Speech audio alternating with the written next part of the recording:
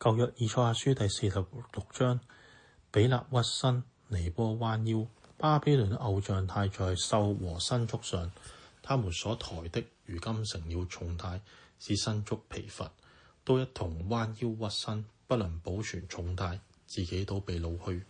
雅各家、以色列家一切餘剩的要聽我言，你們自從生下就蒙我保抱，自從出胎便蒙我懷弟，直到你們年老，我仍這樣；直到你們發白，我仍懷弟。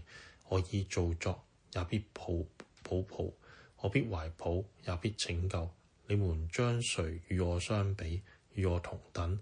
可以與我比較，使我們相同呢？那從囊中找金子，用天平平銀子的人，雇銀匠製造神像，他們又俯伏又叩拜，他們將神像抬起，拱在肩上，安置在定處，他就站立，不離本位。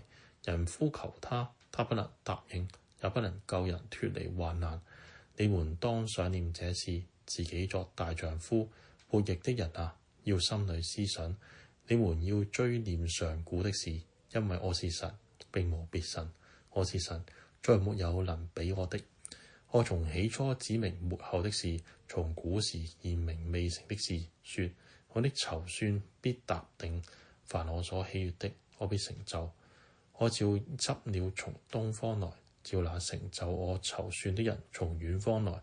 我已說出，也必成就；我已謀定，也必做成。你們這些心中頑梗、遠離公義的，當聽我言。我使我的公義臨近，必不遠離；我的救恩必不遲延。